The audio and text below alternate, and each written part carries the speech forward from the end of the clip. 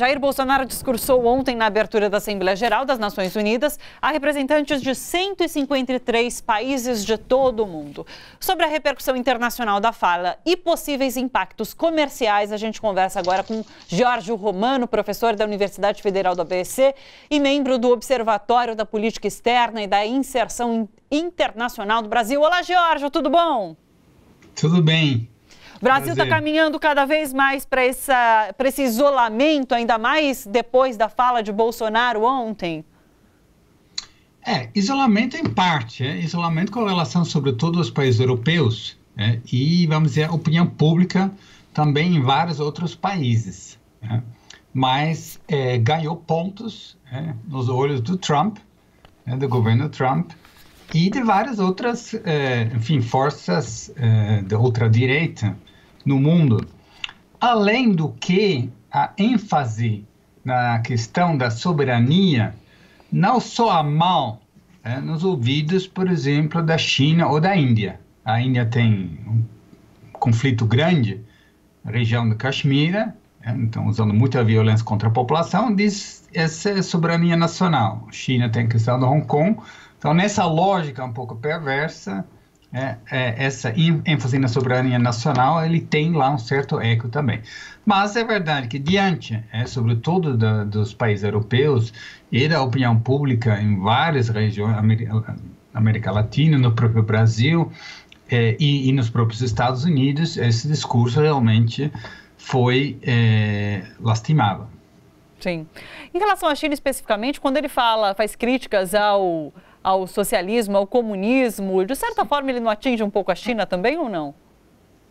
Não, curiosamente, esse aqui, outro dia o ministro de Relações Exteriores fez um discurso nos Estados Unidos, um discurso também completamente sem pé nem cabeça, mas ele ia na mesma linha, muito parecido. No final, um jornalista perguntou para ele sobre a China, aí ele mudou completamente seus elogios. Aí China é um país capitalista, então e os próprios chineses estão tranquilos com relação a isso. Curioso, né? Pois é, curioso, porque o primeiro pensamento foi esse, ele está criticando, mas ele está falando sobre relações comerciais com a China? Não, a questão lá era colocar Cuba e o socialismo, na verdade, virou, na fala do Bolsonaro, um pouco o demônio, tem um aspecto quase, do anticristo, e, portanto, é muito voltado para um público externo. Aliás, o discurso era para a turma dele, principalmente para a turma dele no Brasil, tinha claramente um teor muito parecido com a campanha eleitoral, inclusive, de uma forma mais branda, mas ele falou lá na questão de destruição da identidade biológica, ele não falou do kit gay, mas chegou perto. Falaram que só faltou ele levantar a apostilinha do kit gay, como ele fez no Jornal Nacional, né? Isso. Então, nesse sentido, ele realmente foi um pouco mais diplomático, mas a agressividade estava lá, sobretudo no contexto das Nações Unidas. Então, Giorgio, eu queria agora questionar você sobre essa questão do impeachment de Trump, do processo de impeachment de Trump que foi aberto na Câmara dos Estados Unidos. A acusação é de que ele violou a lei ao tentar recrutar um poder estrangeiro na Ucrânia. A Ucrânia, de fato, para interferir a seu favor na eleição de 2020, colaborando com uma investigação do Joe Biden, que é o ex-vice-presidente. Enfim, o que você acha desse processo todo que está sendo aberto? Lembrando que ele tem minoria na Câmara, mas ele tem maioria no Senado. Então, talvez o processo passando num primeiro momento, talvez seria brecado num segundo momento. Sim, é uma questão muito delicada. É muito difícil de saber para onde vai, porque pode ser um bumerangue para os democratas.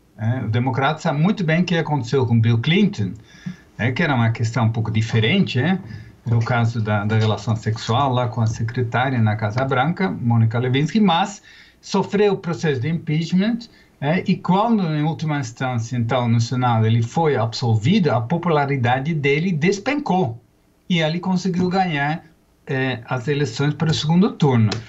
Ou seja, o Trump ele tem um apoio popular, querendo ou não, da mesma forma que o Bolsonaro, é muito forte ainda. Essa base de apoio deles, aliás, eles aceitam qualquer coisa. Então, para a base de apoio do Trump, nada aconteceu. Isso como os senadores, os deputados republicanos, de certa forma, dependem do Trump, os votos populares, eles não vão se opor a Trump no momento dessa, alguns talvez, mas a grande maioria com certeza não, eles vão fechar a posição e, portanto, enfim, a depender dos detalhes, o diabo aqui vai estar no detalhe, se não houver uma escalação, como teve no caso do Nixon, lembrando que aí seria o contraponto da experiência com Bill Clinton, no caso do Nixon, sim, foi tão grave, considerado tão grave, que os próprios republicanos, que no caso do Nixon era republicano, decidiram romper com ele e dizer, não, isso não é mais sustentável, porque a opinião pública tinha se voltado contra essa prática que o Nixon tinha, a qual o Nixon era acusado. Então, precisa ver, vão avaliar, para os democratas é uma questão muito sensível. Pode ser o golpe de mestre final, porque sem o Trump, com certeza, os republicanos não terão ninguém para ganhar as eleições, mas pode ser um bumerangue que acaba fortalecendo a posição do Trump. É isso, com certeza, a última coisa que os democratas querem. Sim. A gente segue acompanhando todo esse processo, então. Jorge Romano, muito obrigada pela sua participação aqui no Bom para Todos. Olha só, você que curte a TVT e quer contribuir com a gente para que a nossa programação chegue cada vez mais longe, se inscreva no nosso canal do YouTube/Rede TVT e torne-se membro. Ou então faça a sua contribuição em nosso Catarse. É só acessar catarse.me/TVT. A gente agradece.